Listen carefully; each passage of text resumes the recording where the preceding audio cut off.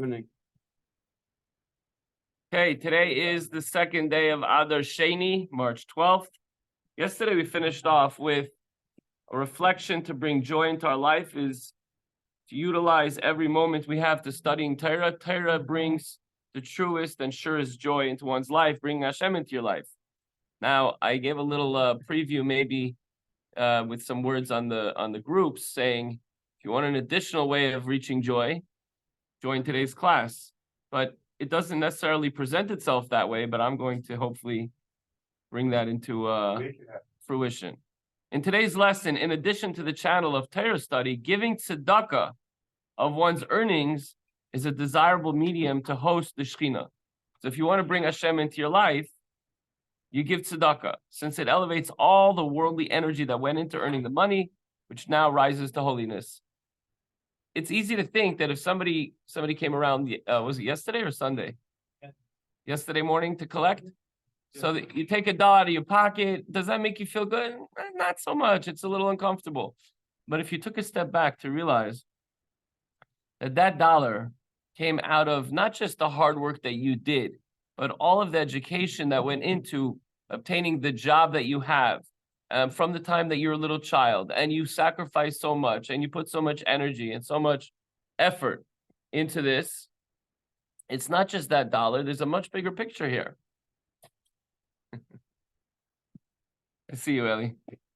But why would it bring joy? So you think, okay, sometimes it might be a little awkward and uncomfortable if somebody comes to you. But when you take your friend out, let's say to dinner, and he says, okay, what are we going to split the check? No, I got this. It's my pleasure. When you say it's my pleasure, it really is a pleasure. It's like if you have a friend that's doing that's a different story. Listen, there are personality types that have a hard time parting with a single dollar. I know people like that. It's unfortunate for them because, again, as I said a moment ago, the pleasure that we get, and I think everyone in this room could agree, that when you are able to help someone else, especially financially, I said a story the other night that tomorrow will be a week, that we were middle of class, and we were talking about the perspective of giving tzedakah. So generally speaking, when you give tzedakah, you have to look, how much do I owe from my meiser? How much do I have in my bank account? How much am I able to give? That's one perspective. The other perspective is, what's needed? How much does the person need? If it's not about you, then I'm helping somebody, somebody else is being fulfilled and being taken care of. It's not about what I need to do, that I need to do this mitzvah of tzedakah. So when things become not what I need, but what am I needed for, it brings a person so much joy. And that's in all aspects and in areas of life.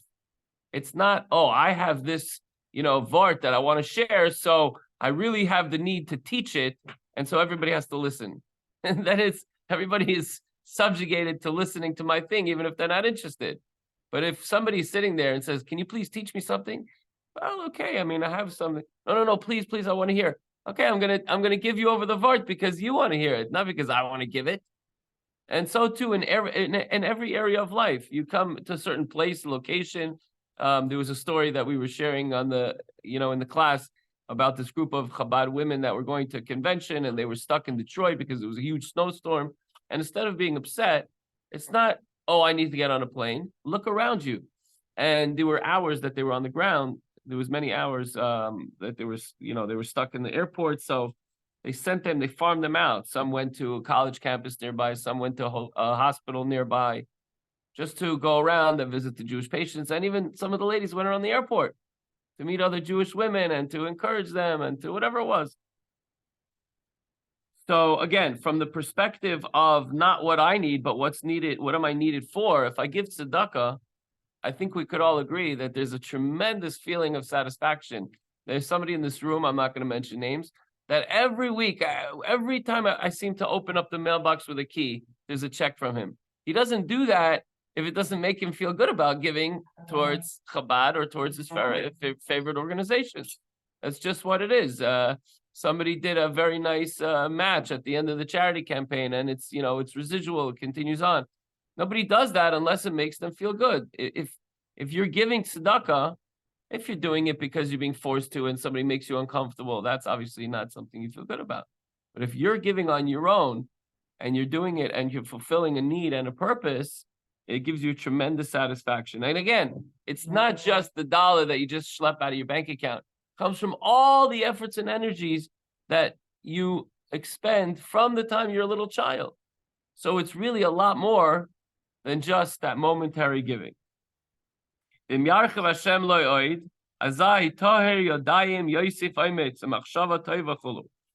grants him a greater abundance of time for Torah study, then he whose hands are pure will increase his efforts.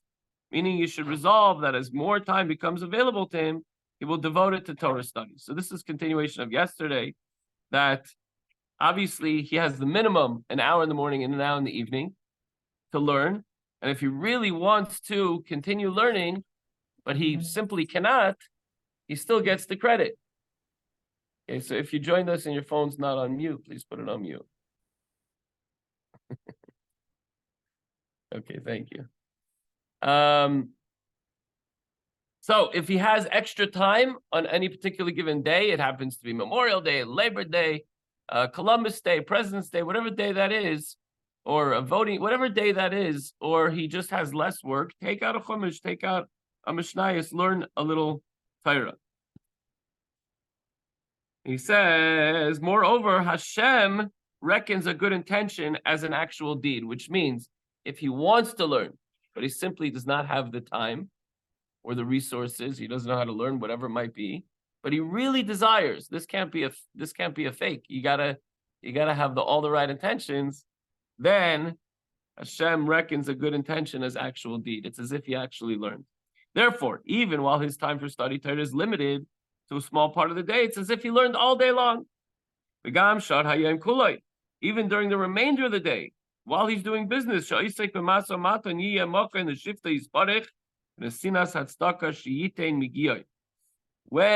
he doesn't have a chance to learn, he's working, but he takes tzedakah out of his earnings that he spent time during the day working and earning, let's say he's buying and selling and trading and whatever he's doing.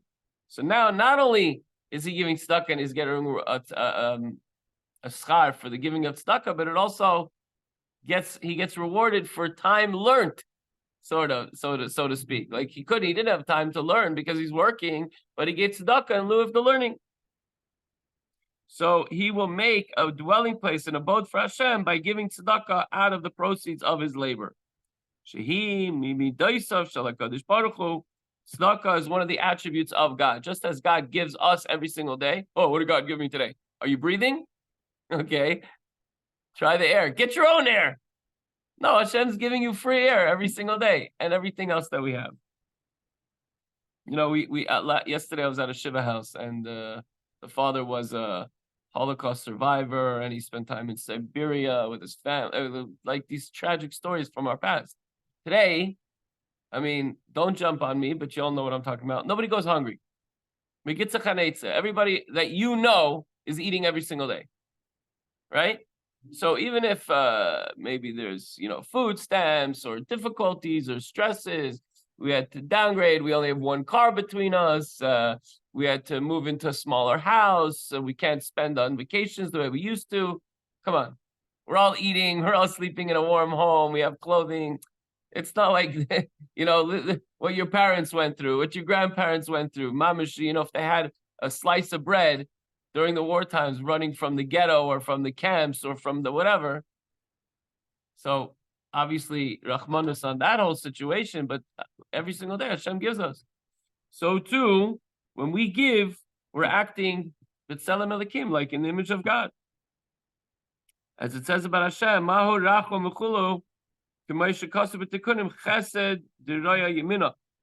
As it's written in Tikkunim, so first it says, and he is compassionate. Hashem always gives us. So must you be compassionate. If somebody comes in, I'd like to think that we all try to give these people that come in, or it's a tzedakah box we give every single day, and we give every single day, and when somebody comes in, and we're constantly giving as much as we can to whoever we think really needs our help. And the pasuk says, kindness is the right arm of God, so to speak, and therefore humankind constitute an abode for the divine attribute of kindness. Even though one distributes as charity, no more than a fifth. Obviously, the obligation is a tenth, but no more than a fifth of his earnings, the maximum requirement for tzedakah. By the way, the Rebbe talked about also, like there's another, actually it's based on the Rambam, that if a person is super wealthy, say a person is a multimillionaire or a billionaire, right? And he decides he's going to live in a simple home. We know some people like that. I mean, in the news, maybe not personally. They live in a simple home. They have more than enough that they need. They can certainly give more than a fifth. They can give 60, sometimes 80% of their earnings they can give away and still have an extremely comfortable lifestyle, maybe even 90%, because of what's left over if they're a multimillionaire or if they're a billionaire. Like how much, could you possibly need and still be able to do everything you possibly want to do? Living in a modest home, very nice home, but not, you don't need 7 houses and you don't need 20 cars. We know those types of people also. They're not shy to flash that to let you know how much they have. Talking about the opposite. So even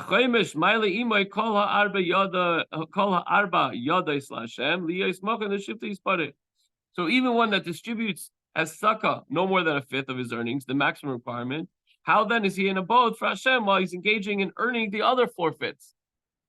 So if he's earning all this other money and he's not giving it away, how is he in abode for Hashem? Yet that fifth elevates with all the other 4 parts to Hashem, so that they too become an abode for Hashem. You give what you're supposed to give, at least a 10th, up to a fifth, right? 10% or up to 20%, not more. What about the rest of the money? That also gets contributed to Hashem. That's there to support your family, to put away for the retirement, for the future. Everything that you're using it for is also included in this tzedakah. Just like we said before, that if you have intentions and you truly desire to learn all day, but you can only learn a little bit in the morning, a little bit in the evening, but you get the schar, you get the credit, so to speak, for learning all day long. So if you only give, not only, but if you're fulfilling your obligation of giving tzedakah, you still get credit as if you gave away much more than that.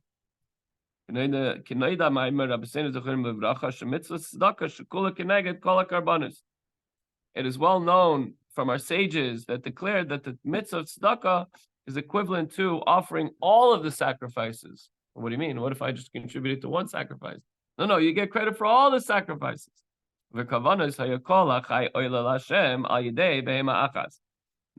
in the case of the sacrifices, all the living creatures were elevated to Hashem. Not all the sacrifice, not all the animals are being brought as a carbon. A lot of them are roaming free or, in some farm somewhere. But all of them, there's one carbon that's brought up, the carbon tamid, the regular sacrifice, maybe that's being brought up. All the other animals are brought up through that one animal. And v'cholat semeach hayidei isara in soiles echad bululav hashemen. All plants through the meal offering. We have the incense offering, the meal offering, which consists merely of 1/10 of a measure of fine meal mixed with oil, and so on. So all the other plants that don't get brought up, they are represented, so to speak, by this one plant that's used for the offering. Similarly, all of one's earnings are elevated when he gives 1/5 to charity. Apart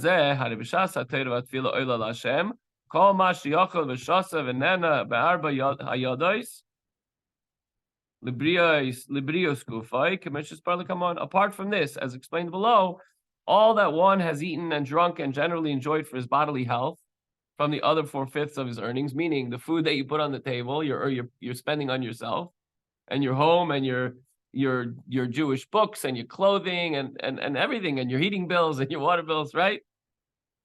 All of that is now elevated towards Hashem during when? During his Torah study and during his prayer. So you give your obligation to tzedakah. You make sure to give what you're supposed to give, and not necessarily, as the Rebbe says, not necessarily waiting for someone to come to you and start calculating how much do I owe, but look for the need. Who needs and how much do they need? So it's not about me, it's about them. Put the focus on what's needed and not what I need to do. And then everything else gets elevated during your Torah study and during your prayer. So thus, even the time spent on earning those profits, which you're doing at work, which he does not distribute to charity, you're spending on yourself or you're putting away in savings, also become a place for Hashem through Torah study and prayer. And this, my friends, Even though it's not written here, I'm adding it, especially now because we're fully invested in the second month of Adar. Today's the second day of the second month of Adar. So that should bring us great joy, knowing that everything that I do, you're like, well, how is this holy and spiritual? But it's included in the charity that you're giving. And when do you include it? During the time of davening and during the time of learning. So the takeaway for today is even while involved in worldly affairs, one can channel godliness by harnessing the products of one's labor, one's hard-earned salary towards charitable causes. And that's what I meant when I said that when you give, it should bring you great joy and satisfaction because you're making a dwelling place for Hashem in your workplace and in your time off and in your vacation days and whatever else, because it all gets included as long as you do the right thing, again, for the right reasons, having in mind the right intentions, and we do all that specifically and especially during Torah study and during prayer times, and that should bring one great and tremendous joy. Have a wonderful day. We'll see you all tomorrow, Mirz Hashem.